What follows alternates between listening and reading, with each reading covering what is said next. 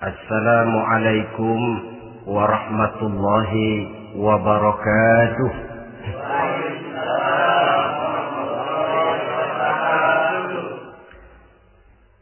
Alhamdulillahi rabbil alamin.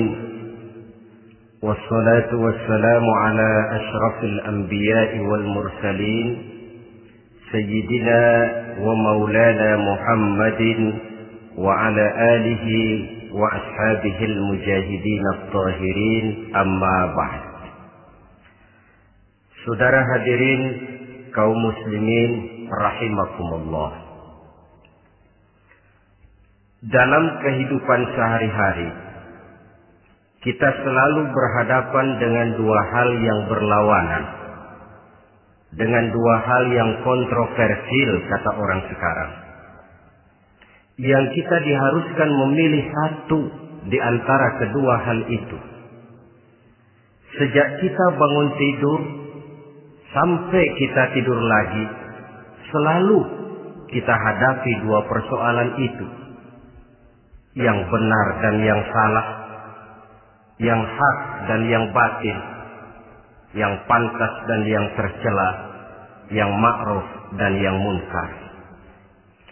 Persis seperti sebaik lagu yang lagi ngepop dan banyak dinyanyikan anak sekarang, madu di tangan kananmu katanya, racun di tangan kirimu. Tapi saya pikir-pikir bagaimanapun, kalau cuma sekedar madu di tangan kanan, racun di tangan kiri, adresnya jelas. Yang repot kalau kita sudah tidak tahu lagi mana yang madu, mana yang racun. Lebih celaka lagi di zaman sekarang, banyak racun mereknya madu. Kita terpedaya, kita terpesona, kita terpukau oleh racun yang bermerek madu ini. Kita minum dia, yang akibatnya rawan di dalam kehidupan kita.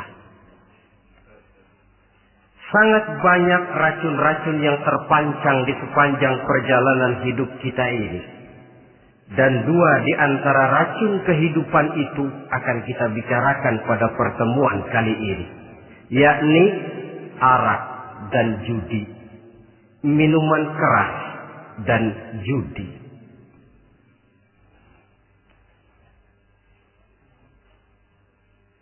Sebagai yang kita maklum bahwa Islam bertujuan memelihara kemuliaan manusia yang diciptakan fi ahsani taqwim, dalam bentuk yang paling sempurna. Arak atau minuman keras jelas merupakan hal yang merusak dari berbagai aspek kehidupan. Entah kesehatan tubuh, entah pertumbuhan akal, ketentraman rumah tangga, ketentraman masyarakat, bangsa dan negara. Cobalah sejenak kita adakan penyelidikan. Kalau masuk kita ke dalam penjara, melihat sel-sel di sana, berapa banyak yang mendekam di sel karena urusan minuman keras. Masuk kita ke rumah sakit, berapa banyak yang dirawat akibat minuman keras, akibat stres yang dialaminya. Berapa banyak rumah tangga berantakan, berapa banyak pembunuhan terjadi, pemerkosaan terjadi akibat daripada minuman keras ini. Yang paling ironi kalau dia sudah menyerang anak-anak muda kita. Padahal kita tahu remaja, pemuda adalah bentuk miniatur daripada kehidupan suatu bangsa. Akan bagaimana warna Indonesia 20, 30, 40 tahun yang akan datang, remaja dan pemuda kita jawabannya. Bahkan dari segi agama pun, akan bagaimana warna Islam di Indonesia 20, 30 tahun yang akan datang, remaja itu pula jawabannya. Karena itu, tidak terlalu berlebihan kalau saya berkata bahwa untuk menghancurkan Islam di Indonesia ini, tidak perlu menghancurkan pondok pesantren, tidak perlu menutup masjid, melarang pengajian, menyegel musola, tidak perlu. Untuk menghancurkan Islam di Indonesia, cukup dengan meracuni remaja, pemuda-pemudi Islam di Indonesia.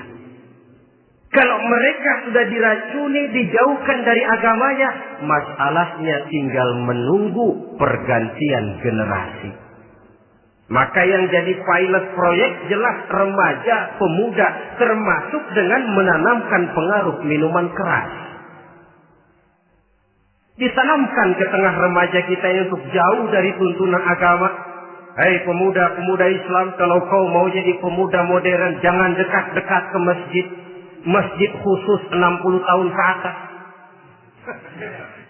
Sepertinya di depan masjid itu ada papan pengumuman masjid khusus 60 tahun ke atas.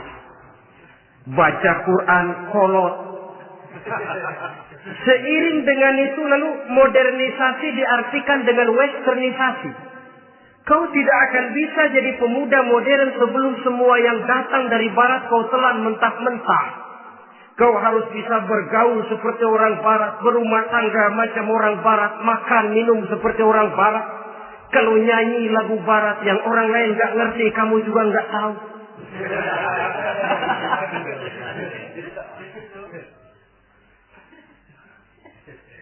Anutlah itu free love yang pada gilirannya akan mengarah kepada free sex alias samen-liven. Isaplah itu ganja, morfin, narkotik. Jikalau sudah terlena kita dengan itu, maka kehancuran suatu bangsa sesungguhnya sudah dimulai. Penyakit minuman keras ini bukan cuma penyakit zaman ini. Masyarakat yang dihadapi oleh Rasulullah Sallallahu Alaihi Wasallam 14 abad yang lalu juga masyarakat yang kemaruk dengan minuman keras. Arab jahiliyah kalau sudah minum arak mabuk, tidak cuma minum, dia mandi pakai arak. Sistem pendidikan yang disampaikan Islam bijaksana. Mula-mula diberikan gambaran bahwa arak itu walaupun ada manfaatnya tapi ada bahayanya, dan bahayanya jauh lebih besar daripada manfaatnya. Tahap kedua diberikan pesan jangan mendekati sholat dalam keadaan mabuk. Padahal sholat 1 hari 1 malam 5 kali, artinya makin jauh saja dia dari arak itu. Pada saat kondisi iman sudah memungkinkan, barulah turun vonis bahwa arak itu najis, perbuatan setan, jauhi. Yang ironi yang saya katakan tadi, racun mereknya madu. Kadang-kadang kita dibuai dengan iklan yang tidak mendidik. Saya pernah lihat ada iklan misalnya, Anda ingin modern, majulah bersama minuman ini. Atau minuman ini lambang pergaulan dunia yang maju. Modern diukur dari minuman. Yang jadi korban akhirnya remaja dan pemuda-pemudi kita. Saya teringat satu analisa dari Rasulullah Sallallahu Alaihi Wasallam. Beliau bersabda, Inna min asyratis sa'ah. Sesungguhnya di antara tanda-tanda kiamat. Apa kiamat itu? Dalam arti yang umum, kiamat itu saat di mana alam ini hancur, bumi gempa, air laut tumpah ke darat, gunung meletus, planet-planet bertabrakan, lalu semua yang bernama hidup mati. Itu kiamat beneran. Saya nggak mau cerita kiamat beneran, sebab saya sendiri nggak kepengen ngalamin. Yang sering kita ngalami ini kiamat kecil-kecilan, kiamat mini. Apa kiamat mini itu? Hancurnya sendi-sendi kehidupan sosial. Maksiat merajalela, munkarat menjadi-jadi. Yang ma'ruf dianggap munkar, yang munkar malah menjadi ma'ruf. Yang salah disanjung-sanjung, yang benar dicaci maki. Tuntunan dianggap tontonan, tontonan malah jadi tuntunan. Kan kiamat kalau sudah begitu. Penjungkiran nilai. Kenapa hal semacam ini bisa terjadi? Penyebabnya kata Nabi, pertama ayyurfa'al ilmu. Ilmu diangkat oleh Allah. Bagaimana cara Allah mengangkat ilmu dan apa maksudnya itu? Allah mengangkat ilmu itu, saudara, caranya pertama dengan mewafatkan ulama. Makin banyak ulama wafat, makin banyak ilmu ditarik. Yang kedua, kurangnya minat orang untuk belajar agama. Kalau sudah klop macam itu, artinya agama sudah disudutkan ke pojok-pojok kehidupan. Agama cuma sekedar tinggal dekorasi. Agama cuma seminar, cuma kongres, cuma muktamar. Tapi bahwa agama merupakan realita dalam kehidupan, itu tidak pernah terwujud. Kalau ulama sudah tiada, minat orang belajar agama berkurang, maka ajaran Allah tidak lagi didengungkan orang. Dikala itu, wa yuzharul jahlu, akan muncullah kebodohan. Nampak kebodohan di mana-mana. Muncul permitted society, masyarakat yang merasa boleh hidup dengan kaidah serba boleh. Tidak ada halal, tidak ada haram. Tidak ada hak, tidak ada batil. Semuanya serba boleh. Kalau sudah begitu kondisi masyarakat, terjadilah apa yang dianalisa oleh Nabi. Dikala itu, wayabsu zina. Zina dikerjakan berterang-terangan. Orang sudah tidak punya malu. Hidupnya sudah pakai prinsip punya kuping kebo. Punya muka tembok. Punya kulit badak.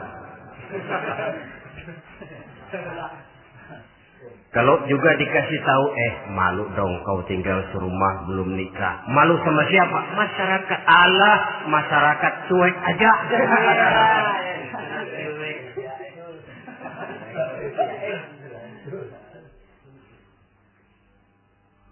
Bukankah realita kalau kita ikuti surat-surat kabar, berapa banyak sudah gadis-gadis bergelimpangan jadi korban? Berapa banyak bayi-bayi yang lahir ke alam ini tanpa harus tahu kemana dia mesti manggil bapak. Yang akhirnya mengalami keterakisan, dimasukkan ke dalam kantong plastik, dibuang ke tempat sampah. Kalau itu sudah terwujud, muncul efek negatif yang kedua. Wa yushrabal khamr. Arak, minuman keras jadi kebanggaan. Anak muda belum nyohor kalau belum bisa mabuk. Yang gak mabuk dianggap kolot. Kampungan loh. Bikin malu baru kena segelas aja udah miring. Cengeng. Temen kita hebat sampai nyungsep di got. Yang nyungsep hebat. Ya, kalau cuma yang hancur kehidupan pribadi. Tapi kalau sudah menyangkut masa depan, yang berarti masa depan suatu generasi adalah merupakan masa depan daripada suatu bangsa. Begitu kerasnya Islam ini melarang minuman keras. Sampai bukan cuma sekedar meminumnya saja yang diharamkan, tetapi juga dilarang mengimportnya, memproduksinya, membuka warung yang menjual minuman keras atau bekerja di tempat penjualan minuman keras. Ada juga yang nyerempet-nyerempet, Pak, kalau sedikit kan nggak apa-apa, nggak mabuk ini. Nah, saya ingatkan hadis Nabi diriwayatkan oleh Imam Ahmad, Abu Daud dan Tirmidzi. Nabi bersabda, "Ma askara katsiruhu faqaliluhu haramun."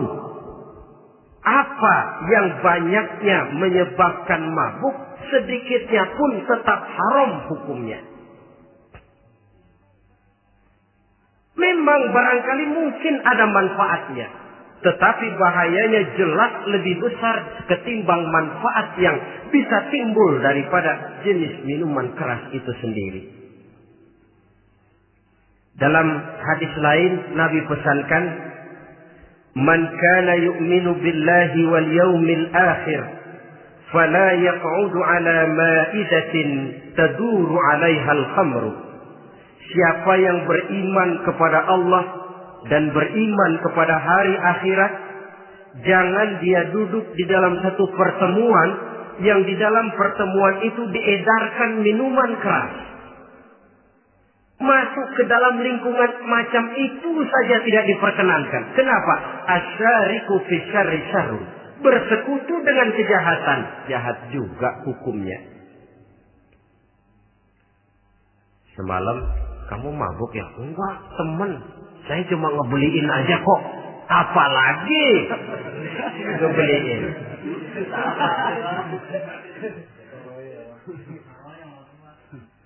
Sebab apa? Dalam keadaan mabuk, orang tidak lagi bisa berpikir secara logik. Daya kontrol hilang, artinya perbuatan sudah tidak terkontrol lagi. Yang pertama. Yang kedua, IQ tidak akan tumbuh dan berkembang secara normal seperti yang kita harapkan. Yang ketiga, harga diri akan runtuh hancur di tengah masyarakat. Bayangkan kalau tengah malam kita digotong orang diantar ke rumah kita.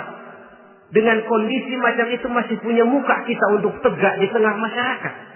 Masih punya harapan kita untuk tumbuh menjadi pemimpin sementara orang terkenang. Ini kan yang kemarin malam gua gotong, dia lagi mabuk. Harga diri, kepribadian. Jangan lupa saudara, kita hidup di tengah masyarakat. Masyarakat itu punya hukum yang tidak tertulis, tapi lebih kuat dan lebih kejam daripada hukum tertulis. Orang bilang, sekali arang tercoreng di dahi, seumur hidup orang akan tetap ingat. Makanya Rasulullah dalam hadis memberikan tamsil untuk adik-adik remaja muslim ini, masalul mu'min kamasalin nahli. Perumpamaan orang yang beriman itu persis seperti tawon. Mentalitas orang mukmin persis tawon. Apa mentalitas tawon? Kalau kita ngaji bab tawon, kita renungi apa keistimewaan tawon. Saya lihat-lihat, ternyata tawon itu punya 4 keistimewaan. Pertama, tawon itu yang dihisap selalu saripati bunga. Bagus makanannya. Belum pernah tawon keliru makan. Saya belum pernah dengar kok ada tawon makan tahu.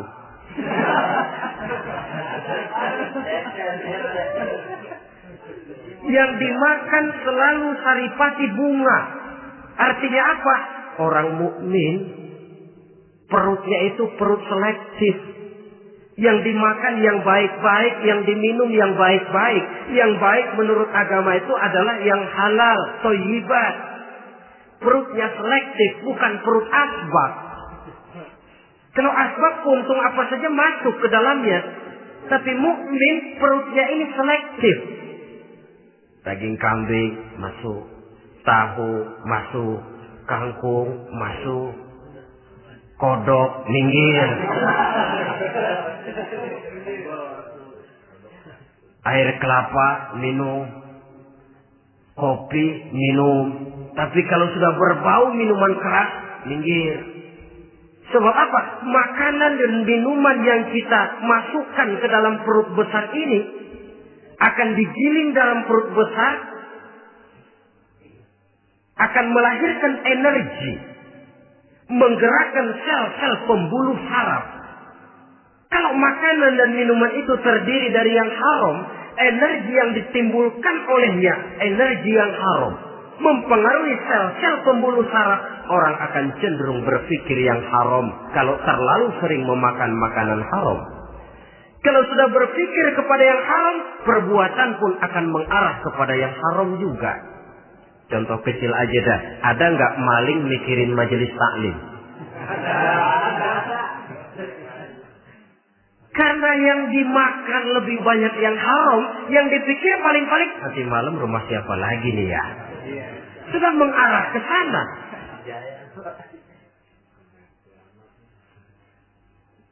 Saripati bunga yang dimakan tawon itu. Lalu tawon yang kedua saya lihat yang dikeluarkan selalu madu. Artinya apa orang mukmin itu? Kalau dia berkata, perkataannya mengenakan orang. Kalau dia berbuat, perbuatannya membawa manfaat bagi orang.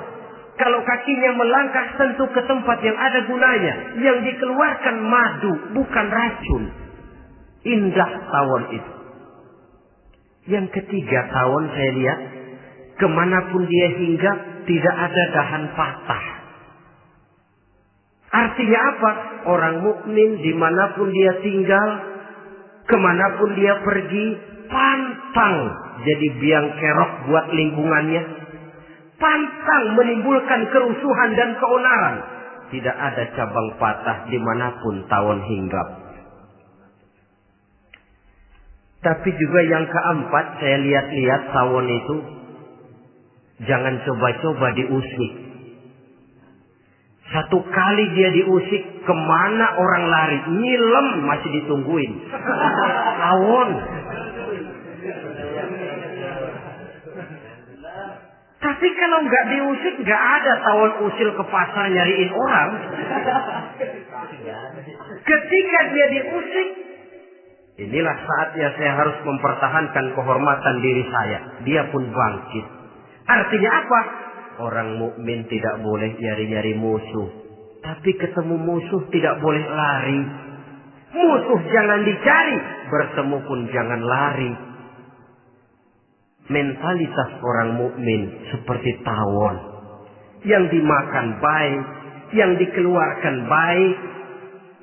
Kemana dia tinggal tidak menimbulkan keonaran buat masyarakat, tapi juga sanggup menjaga dan mempertahankan kehormatan dirinya. Kalau konteksnya dengan masalah yang sedang kita bicarakan, minuman keras. Saya katakan tadi, kita kadang-kadang salah pilih, tertipu oleh racun yang bermerek madu. Ada minuman empuk, nyari yang keras. Salah pilih. Ketahuan orang bikin pel buat anjing, manusia yang nelen. Akhirnya miring kayak anjing. Saudara, mari kita renungi An-Nisa ayat 140. Allah Subhanahu wa taala mengingatkan, "Qad nazzala 'alaikum fil kitab an idza sami'tum ayati Allahi yukfar biha wa yustahza'u biha fala taq'udu ma'ahum hatta yaqudu fi haditsin ghairi innakum idzam mithluhum." Sungguh kata Allah, telah diturunkan kitab Al-Quran ini kepada kamu, yang apabila kamu dengar ayat-ayat Allah itu diingkari orang, diejek-ejek orang, fala taqudu ma'ahum, jangan kamu duduk bersama orang-orang semacam itu. Bagaimana mengejek ayat-ayat Allah? Misalnya, tahu kalau minuman keras itu diharamkan, tapi masih minum juga, itu kan mengejek ayat namanya. Duduk di majelis semacam itu dilarang oleh Quran. Kenapa? Innakum idzam mithluhum. Kalau kamu juga duduk di majelis semacam itu, kau dan mereka sama saja, kata Quran. Sama saja. Tahu kalau minuman yang memabukkan itu diharamkan agama, tapi minumnya juga mengejek ayat Allah. Duduk di tengah kelompok mereka berarti ikut mengejek ayat Allah. Dekat saja pun jangan, entahlah lagi sampai meminumnya. Maaf, bukankah Allah menurunkan Al-Quran kepada manusia, kata Imam Al-Ghazali, persis, maaflah, seperti gubernur bikin surat kepada Pak Lurah.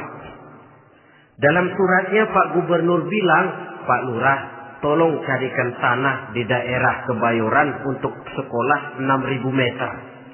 Pak Lurah dapat surat dari Pak Gubernur, bangga bukan main. Itu surat sore, pagi, siang, malam dibaca. Ditaruh di tempat yang tinggi. Diberikan minyak wangi, mau diambil, dicium dulu. Dibawa dengan penuh hormat dan hati-hati. Tapi tanah yang dipesan Pak Gubernur tidak dicari-cariin. Penghargaan macam apa ini? Nanti Gubernur cek, Pak Lurah, siapa? Sudah terima surat saya? Sudah Pak, sudah. Bagus. Lalu bagaimana? Aduh Pak, surat Bapak sore pagi siang malam saya baca. Bagus. Apalagi Lurah? Surat Bapak saya taruh di tempat yang tinggi Pak. Saya pakai minyak wangi. Mau saya ambil, saya cium dulu. Saya bawa dengan penuh hormat dan hati-hati. Bagus Lurah. Kau memang hormat sama atasan. Cuman Lurah, tanahnya udah dicariin belum? Nah yang itu belum tuh Pak. Belum. Kata Gubernur, bagus Lurah. Besok berhenti lo ya.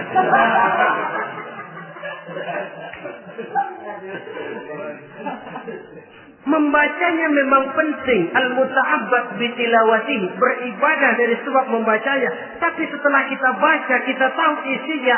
What next? Mau apa kita dengan isinya itu? Jangan yang kita baca, kita injak-injak. Itulah ironinya. Bagaimana Quran itu mau membawa keberkahan dalam hidup ini. Kalau yang kita baca sering kita injak-injak. Dalam kehidupan kita baca ayat. Wa ahallallahu al-bai'a wa harrama riba.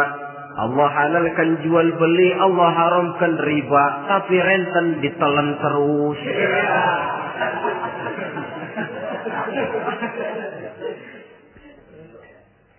Kita baca ayat wa'tasimu bihablillahi jami'an wa la tafarraqu. Berpegang teguhlah kamu kepada tali Allah, jangan bercerai-berai. Tapi sesama muslim pelotot-pelototan jalan terus. Janganlah yang sesama muslim kadang-kadang yang mengklaim dirinya sebagai pemimpin Islam kelihatannya juga sikut-sikutan jalan terus.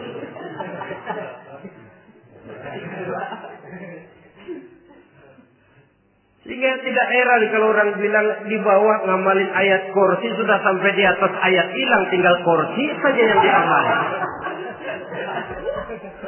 Ironi dan menyedihkan. Perjalanan panjang memang saatnya kita menunggal dengan Al-Quran ini. Tetapi prosesnya memang harus kita mulai dari sekarang. Perkara kapan proses ini selesai, itu bukan masalah kita. Tapi bahwa kita sudah memulai suatu proses, itulah yang diharapkan. Hadirin yang saya hormati, oleh karena kerasnya peringatan Islam terhadap minuman keras, pernah satu hari seorang lapor kepada Khalifah Umar bin Abdul Aziz bahwa ada sekelompok orang berkumpul meminum minuman keras. Kata Khalifah Umar bin Abdul Aziz, jerak mereka, hukum, cepat. Ya Khalifah, kenapa? Di tengah mereka ada juga orang yang Ramadan biasa puasa. Begitu, iya, yang biasa puasa duluan hukum. Kenapa? Mengerti memang lebih besar resikonya daripada tidak mengerti. Kalau yang tidak mengerti dilatar belakangi oleh kebodohan, barangkali masih bisa ditolerir, masih bisa dimaklumi. Ini toh sudah tahu mau puasa, kenapa berkumpul di majelis yang ada minuman keras? Tapi memang kelompok ini kan memang selalu ada. Kita lihat dalam masyarakat itu kan ada 4 kelas. Pertama, ada orang yang tahu perintah dan tahu larangan. Ini the first class, kelompok terbaik. Perintah tahu dia kerjakan, larangan tahu dia jauhi. Ini orang terbaik. Yang kedua, ada orang tahu perintah tapi tidak tahu larangan. Perintah tahu, larangan tidak tahu. Sholat mau, puasa mau, zakat fitrah bayar, nyolong mau, mabuk ayo. Perintah tahu tapi larangan tidak tahu, akhirnya semua dikerjain. Barangkali yang rada bingung malaikat bagaimana nyatatnya ini, kotor absen. Gelas yang ada di hadapan saya ini, kalau semua diisi air putih macam ini, kan jelas bisa diminum orang. Kalau semua diisi bensin, jelas bisa diminum motor. Tapi kalau separuh diisi air putih, separuh diisi bensin, kacau. Kalau gelas yang ada di hadapan saya ini sepenuhnya diisi air putih, jelas bisa diminum orang. Kalau sepenuhnya diisi bensin, juga jelas bisa diminum motor. Yang repot kalau separuh diisi air putih, separuh diisi bensin. Kacau statusnya. Orang minum mabuk, motor minum pun mogok. Dijual juga tidak laku barang campuran. Inilah makna pernyataan Allah, wala talbisul haqqa bil batil. Jangan kamu campur adukan antara yang hak dan yang batil. Perintah dikerjakan, larangan pun dikerjakan juga. Kelompok ketiga, ada pula manusia yang tahu larangan tapi tidak tahu perintah. Larangan tahu tapi perintah tidak tahu. Jahat sama tetangga tidak, mencuri tidak, mabuk tidak, zina tidak, sholat tidak, puasa tidak, polos. Semua serba tidak. Dan yang terakhir, kelompok keempat, perintah tidak tahu, larangan pun tidak tahu. Ini masuk kelompok makhluk gratis. Misalnya kambing, ayam, kerbau, itu kan makhluk-makhluk yang memang perintah tidak tahu, pun larangan juga tidak tahu. Nah, dalam hubungannya dengan ini, saya mengajak, marilah kita berusaha sekuat mungkin menjauhkan diri dari minuman keras yang jelas bahayanya dengan hidup tidak jauh dari bimbingan agama. Hadirin kaum muslimin rahimakumullah.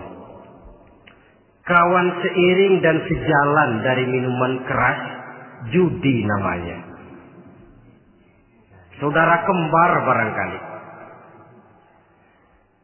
Yang satu sering menimbulkan yang lain, tetapi bukan tak jarang keduanya berjalan berdampingan. Posisi judi dan arak ini dalam Quran sama bahayanya. Apa sebab? Mentalitas judi adalah mentalitas sirkel, lingkaran setan. Artinya, yang menang biasanya ketagihan, yang kalah biasanya penasaran. Ini yang menyebabkan orang tidak mau berhenti. Kalau dia menang, dia ingin mencoba untuk menang dalam jumlah yang jauh lebih besar lagi. Kalau dia kalah, dia penasaran, kenapa hari ini kalah? Barangkali sial, besok malam saya tebus. Mental semacam ini memang sulit untuk berhenti. Kenapa judi diharamkan dalam Islam? Pertama, seorang muslim di dalam berusaha mencari harta, dia harus mengikuti sunnatullah. Kata kita orang muslim, hukum alam kata orang sekarang, natural of law bahasa kerennya. Berusaha menurut hukum kausal, memasuki rumah dari pintunya, menunggu suatu akibat dari sebab yang kita lakukan. Bahwa kalau begini, mesti begitu. Karena kita memang terikat oleh permainan yang disebut hukum alam ini. Hidup bukan undian, jangan mengharap untung besar tanpa mau peras keringat. Satu pagi Khalifah Umar bin Khattab radhiyallahu an masuk ke masjid. Beliau lihat ada orang sedang berdoa khusyuk betul. Ditunggunya 2 menit, 3 menit, sampai 10 menit lebih belum juga selesai. Agak lama orang itu berdoa. Selesai berdoa, dihampiri orang itu oleh Sayyidina Umar. Beliau tanya, saudara, lagi apa tadi itu? Berdoa ya Khalifah. Minta kepada Allah? Tentu minta kepada Allah. Minta apa kan? Minta rezeki. Sudah lama? Dari tadi habis sembahyang subuh. Dapat? Belum. Ya memang kata Sayyidina Umar, inna sama la tumtiru zahaban wala fiddatan. Langit itu tidak mungkin akan menghujankan emas, tidak mungkin pula menghujankan perak. Jadi orang dilarang duduk bermalas-malas menunggu keajaiban yang datang dari langit. Karena memang hidup ini bukan undian. Jadi jangan mengharap untung besar tanpa mau peras keringat. Di dalam berusaha kita terikat oleh sunnatullah. Kalau begini sebab penyebabnya, akan begini akibat yang ditimbulkannya. Yang kedua, Islam menjadikan harta manusia itu sebagai benda berharga yang dilindungi. Mengambilnya dengan judi termasuk memakan harta orang lain dengan cara yang batil. Yang ketiga, judi itu sendiri dapat menimbulkan permusuhan dan pertentangan antara para pemain itu sendiri. Meskipun kelihatannya kompak duduk dalam satu meja yang saling berhadap-hadapan, yang kalah kelihatannya pasrah, tetapi kan itu cuma kulit permukaan. Batinnya bagaimanapun juga yang kalah itu tetap mendendam. Sedangkan yang kalah di samping mendendam juga mengomel, mencaci mungkin ya lawan bermainnya, ya mungkin juga dirinya sendiri. Dan yang keempat, judi itu merusak aktivitas hidup, membuat orang membuang waktu dengan tidak terasa, dan yang pada gilirannya melupakan orang kepada tanggung jawab. Wah, kalau sudah memegang kartu, konon kabarnya, saya sendiri alhamdulillah belum pernah, lupalah orang anak, lupalah orang kepada istri, lupalah orang kepada tanggung jawab. Waktu pun berlalu tanpa terasa.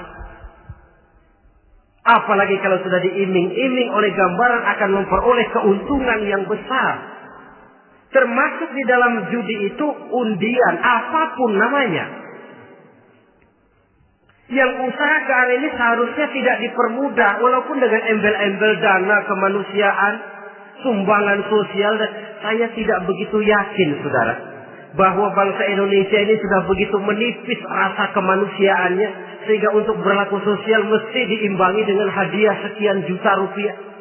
Saya tidak percaya bahwa umat Islam di Indonesia sudah begitu tipis rasa kasih sayangnya kepada sesama, sehingga sulit mengeluarkan bantuan kalau tidak diimbangi dengan hadiah yang sekian puluh juta rupiah.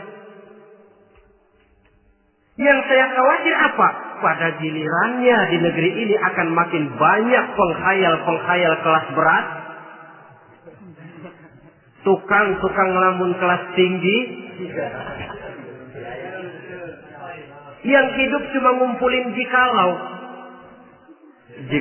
andai kata umpama misalnya orang sudah kemana-mana kita masih menghitung jikalau.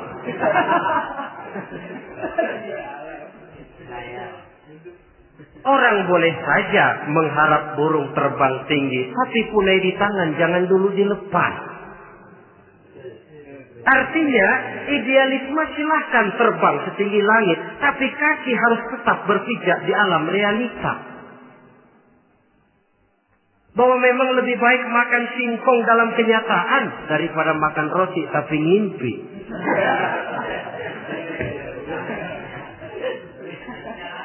Kadang anaknya menangis, Pak minta jajan, ada uang 200 rupiah. Sudahlah sabar, kau jangan jajan, nanti bapak beliin kalau tembus 100 juta nih. Akhirnya yang 100 juta tidak, anak pun kelaparan. Bukankah akan jadi masalah bagi semuanya? Belum lagi rasa sayang kepada harta yang sudah dia miliki. Entah itu tanah, rumah, kendaraan. Kalau sudah kadung kalah di meja judi, hilang rasa sayang kepada benda itu. Ada rumah-rumahnya dilelang, ada kendaraan-kendaraan jadi taruhan. Ada jam tangan pun copot tanpa terasa. Maka berapa banyak rumah tangga berantakan, istri minta cerai, orang jadi nekat merampok, orang jadi nekat mencuri, korupsi kalau dia pejabat. Akibat apa ini? pengaruh yang namanya judi. Saudara kaum muslimin, ma'asyiral muslimin rahimakumullah. Itu sebabnya di dalam surah Al-Maidah ayat 90 Allah menekankan, innamal khamru wal maisir wal ansab wal azlam rijsun min amali syaitan fajtanibuhu la'allakum tuflihun. Sesungguhnya arak, judi, berhala, mengundi nasib itu rijsun. Ya Allah, jarang benar Quran menggunakan kalimat rijsun. Rijsun ini sudah merupakan puncak kekotoran. Bapak moyangnya najis, itu rijsun. Rijsun, kotor. Sudah kotor ditambah pula min amali syaitan, pekerjaan setan.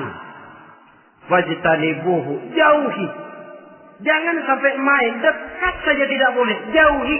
La'allakum tuflihun, jikalau kamu mau menjadi orang-orang yang beruntung. Sejarah tidak pernah mencatat ada orang jadi miliuner karena judi. Sejak David Rockefeller sampai Aristotle Onassis, orang-orang kaya top di dunia, mereka kaya bukan karena judi, tapi karena kemauan peras keringat banting tulang, mau memulai sesuatu dari kenyataan yang real di depan mata. Sebab apa? Hidup ini memang perjuangan. Janganlah kita ingin hidup dengan satu prestasi, ingin tetap hidup seperti apa adanya sekarang ini saja, toh kita harus berjuang. Apalagi ingin hidup lebih baik, lebih terhormat, lebih mudah. Hidup perjuangan. Perjuangan berarti pengorbanan. Berani hidup artinya berani berjuang. Berani berjuang maksudnya rela berkorban. Takut berkorban, jangan berjuang. Tidak mau berjuang, berhenti hidup. Itu logika. Dan bagaimanapun saya yakin lebih baik berkorban daripada menjadi korban. Kalau sekarang kita berkorban, peras keringat, banting tulang, berusaha secara sunnatullah untuk menghidupi anak, istri, keluarga, pada satu saat kita tidak akan menjadi korban kebrutalan anak-anak kita sendiri. Kalau mereka dibesarkan dan tumbuh berkembang oleh hasil yang diperoleh dari meja judi. Ayat 91 Al-Maidah ini lebih memperkuat lagi. Kalau itu arak, judi, berhala, mengundi nasib adalah perbuatan setan, sebenarnya setan mau apa sih? Ayat 91 menegaskan, innama yuridu syaitanu ayyuqi'a bainakumul adawata wal baghdha'a fil khamri wal maisir. Yang dimaui setan itu tidak lain supaya dengan arak dan dengan judi timbul rasa permusuhan, sikap memusuhi, saling marah di antara kamu. Coba, biasanya dalam meja judi sudah loyo, waktu juga sudah berlarut-larut. Yang menang mau berhenti, apa yang kata yang kalah? Berhenti dah, gua wacok loh. Enak bener, gua lagi kalah, lu berhenti. Coba, kira-kira kapan akan selesai permainan? Akan timbul permusuhan, akan timbul rasa dendam, kesumat yang ditanamkan oleh setan. Karena memang baik arak, baik judi, baik berhala, baik mengundi nasib, itu semua permainan-permainan setan yang diberikan kepada kita untuk kita ikut andil bermain di dalamnya. Tatkala kita ikut terkena jerat setan, tertawalah mereka. Kenapa? Oh, makin banyak teman saya di neraka. Maaf, setan itu kan sudah tahu vonisnya. Ketika dulu di dengkotnya yang namanya iblis terusir dari surga, itu bikin semacam perjanjian dengan Allah. Tuhan, kenapa ini? Gara-gara Adam saya terusir dari surga. Maka sejak saat ini Adam dan seluruh keturunannya adalah musuh bebuyutan saya. Saya akan gelincirkan mereka dari jalan. Silahkan iblis, goda mereka. Tapi kau tidak akan mungkin bisa menggoda mereka kalau hamba-hambaku itu menjadi hamba yang ikhlas. Hanya hambaku yang ikhlas yang tidak mungkin kamu goda. Yang lain barangkali bisa. Sejak saat itulah iblis memproklamirkan permusuhan. Dan dia sudah tahu betul vonisnya neraka. Tugas dia sekarang bagaimana mengumpulkan teman sebanyak-banyaknya ke dalam neraka. Hamba Allah saja yang tidak tergelincir kepada minuman keras dan judi. Hamba Allah yang ikhlas itu bagaimana? Yang ikhlas menjadi hamba Allah. Dalam arti kata dan perbuatannya memang mencerminkan bahwa dia hamba Allah. Maaf. Di zaman sekarang ini kan banyak orang cuma berkata, saya hamba Allah, mulutnya. Tapi perbuatannya membuktikan dia hamba setan, hamba dunia, hamba harta, budak jabatan, budak nafsu. Tidak sesuai antara ucapan dan perbuatan. Sebab itu kata-kata hamba Allah kalau keluar dari mulut manusia itu murah. Soalnya ngaku siapapun bisa. Tapi diakui atau tidak, ini yang kita belum tahu. Ada juga orang berdalih, saya kan masang kalau dapat nanti mau nyumbang masjid. Barangkali aja kalau nyumbang masjid disoriin dikit sama Tuhan.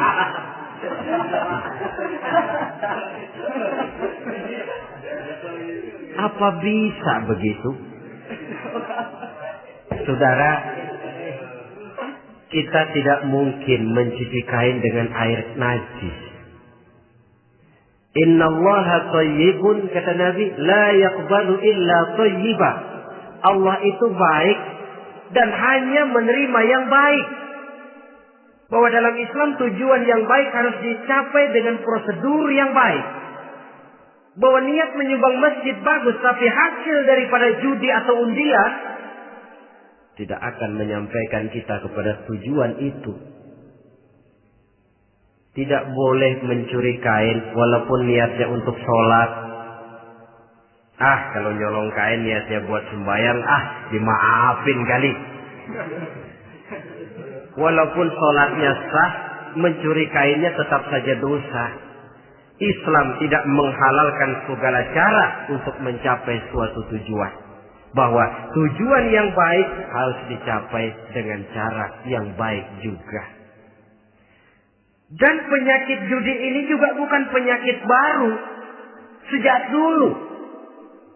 Masa jahiliyah judi mereka. Saya kira kalau Las Vegas, kota judi Amerika saja barangkali masih kalah dengan cara judi jahiliyah dulu. Mereka kalau sudah judi itu uang. Habis uang, ada punya tanah pasar, taruhan. Habis tanah, ada rumahnya dipasang. Apalagi yang ada? Ternak unta dipertaruhkan. Harta habis, rumah ludes, kebun binasa. Ada istri juga dipasangin. Judi.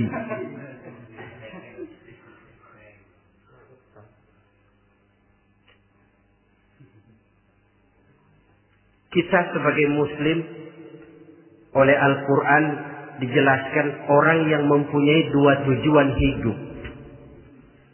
Pertama tujuan jangka pendek. Yang kedua tujuan jangka panjang. Tujuan jangka pendek dunia dan seluruh isinya. Tujuan jangka panjang adalah akhirat dan ridho Allah. Ini yang terpantul dalam doa setiap kita. Rabbana atina fid dunya hasanah wa fil akhirati hasanah. Tercapai tujuan jangka pendek di dunia hasanah dan tujuan jangka panjang wa fil akhirati hasanah. Untuk mencapai tujuan jangka pendek, merangkul dunia dan seluruh isinya, apa yang jadi modal utama? Pertama, pendidikan. Makin tinggi jenjang karier pendidikan yang kita tempuh, rasa-rasanya makin mudah menjangkau dunia dan isinya. Yang kedua, pengalaman. Tenaga expert masih tetap diperlukan. Makin banyak pengalaman, makin mudah menjangkau dunia. Yang ketiga, dan ini ada tapi tidak bisa dijadikan pegangan, faktor nasib. Faktor kebetulan. Ada, tapi tidak bisa dijadikan pegangan mutlak. Pendidikan, pengalaman, ingin menjangkau fid dunia hasanah. Ini modal utama. Lalu untuk mencapai fil akhirati hasanah, prestasi ibadah. Bagaimanapun tinggi pangkat dan jabatan kita, bagaimanapun banyak gelar kita sandang, tanpa prestasi ibadah, nol besar kita dalam pandangan Allah. Itu sebabnya kita sholat. Jadi tidak beralasan kalau orang ditanya, kenapa sih kamu nggak sholat? Tetangga saya sholat melarat terus. Memang sholat itu bukan untuk mencari uang kok. Kalau ada orang yang rajin sholat, rezekinya kelihatan lancar, itu cuma sekedar persekot. Uang muka, cashnya tetap di akhirat nanti. Efeknya apa? Karena kita punya tujuan jangka panjang, mengharap ridho Allah di akhirat. Cara kita mencapai tujuan jangka pendek dibatasi oleh pertanyaan, Allah ridho apa enggak? Kita cari uang, tapi pertanyaan pokok, Allah ridho enggak cara ini? Kita mengejar kedudukan, tapi Allah ridho enggak dengan cara ini? Ini yang menyebabkan kita lantas tidak lalu menghalalkan segala cara. Yang penting tujuan tercapai cara apapun halal. PKI. Kan cuma PKI yang berprinsip asal tujuan tercapai cara apapun halal. Dan kita sudah sepakat PKI dan seluruh ajarannya tidak berhak hidup di bumi Pancasila ini. Cuma jangan sekedar PKI-nya dikutuk tapi ajarannya dipakai.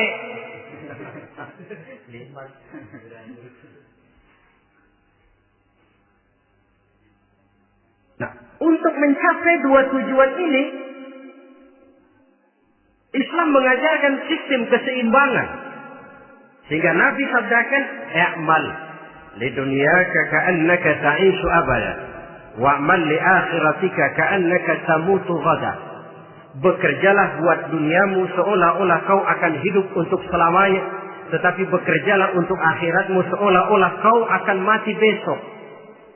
Jadi kalau kita sudah sholat menghadap Allah, usolli fardhu maghrib, Allahu Akbar, ingat seolah-olah kita akan mati besok supaya timbul khusyuknya. Tapi kalau kita sudah bekerja, kuliah, bekerja, belajar di tempat tugas, ingat seolah-olah kita akan hidup selamanya supaya timbul gairah kerja. Jangan dibalik. Di kantor ingat mati, lemas terus. Ngapain kerja sungguh-sungguh bakalan mati. Lagi sholat ingat Duta Merlin, Altiron Plaza. Ya kacau. Salah pasang, tidak pada tempatnya. Untuk mencapai fid dunia hasanah ini, Islam mengajarkan tempuh jalur yang mengikuti sunnatullah. Itu yang dihargai oleh agama. Terikat oleh hukum kausal bahwa kalau ini yang saya usahakan hasilnya akan begini. Perkara nanti hasil tidak seperti yang kita harapkan, baik sangkalah kita kepada Allah. Sebab kita tidak tahu rahasia apa di belakang itu. Kadang orang mengeluh, habis saya rajin sholat tapi rezeki seret, berhenti aja dah. Kita tidak tahu rahasia di belakang itu. Pernah hadirin, satu hari seorang petani, dia selesai bekerja di ladang, istirahat. Dia tidur di bawah sebuah pohon beringin. Di sebelah pohon beringin itu ada pohon labu. Dia berpikir, kalau saya lihat-lihat Tuhan nggak adil katanya. Masa pohon beringin pohonnya besar, buahnya kecil. Pohon labu pohonnya kecil, buahnya gede. Tuhan bukan arsitek ulung ini.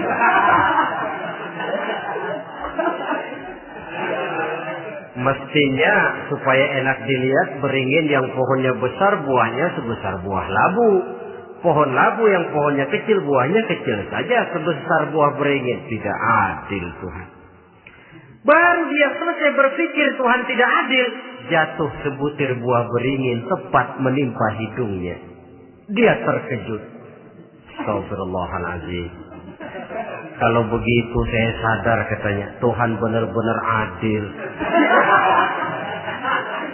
Coba kalau buah beringin segede buah labu. Waduh, kayak apa muka saya ini?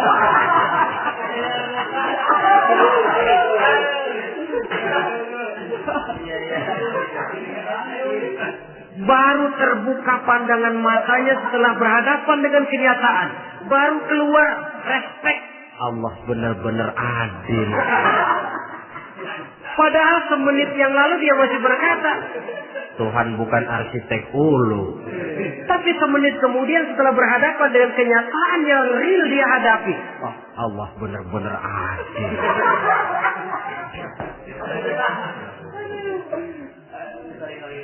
Itulah kehidupan ini.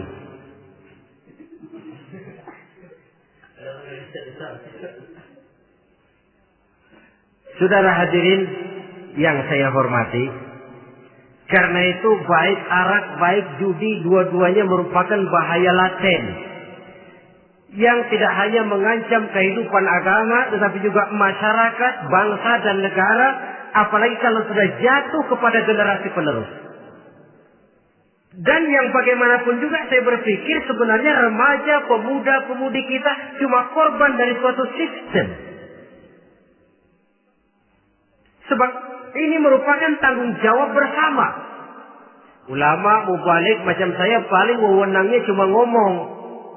Yang punya SK untuk memberhentikan pabrik minuman keras itu kan Menteri Perindustrian. Tangan-tangan eksekutif. Sehingga kalau Nabi katakan, Man ra'a minkum munkaran falyughayyir biyadihi wa illam yastati' fa bilisanih wa illam yastati' fa biqalbihi. Apabila salah seorang kamu melihat suatu kemunkaran, termasuk minuman keras dan judi di dalamnya, rubah itu. Dengan cara apa? Kalau kau mampu dengan tangan, artinya power, kekuatan. Kalau dengan tangan tidak mampu, ini orang kalau gue pukul gue yang melintir. Umpamanya, fabilisani, dengan lidah ngomong. Mas, saya senang sampean tinggal di sini, kampung kami tambah warga, tapi tolonglah jangan bawa pengaruh yang tidak baik.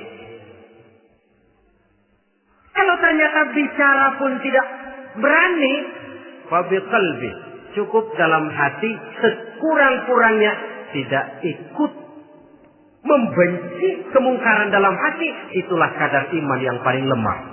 Ini secara umum. Tapi kalau hadis ini kita mau adakan semacam, katakan description of job, bahasa kerennya, kita adakan pembagian tugas.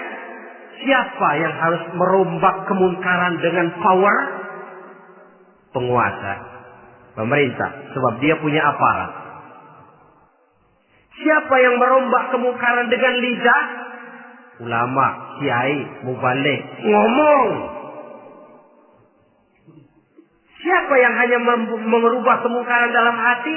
Kita umumnya rakyat lemah ini. Yang mau ngomong gak berani, tapi hati pegel. Nah, kalau sudah ada pembagian tugas semacam itu, insya Allah masing-masing akan berjalan pada relnya. Dan pada akhirnya selamatlah kita, bangsa Indonesia, umat Islam pada khususnya, dari bahaya, baik bahaya minuman keras maupun bahaya judi. Menyelamatkan bangsa dan yang lebih lagi menyelamatkan masa depan kita. Sekianlah saudara pertemuan kita pada saat ini. Mudah-mudahan ada manfaatnya. Terima kasih atas segala perhatian. Mohon maaf atas segala kekurangan. Usikum wa nafsi bitaqwallah. Wassalamualaikum warahmatullahi wabarakatuh.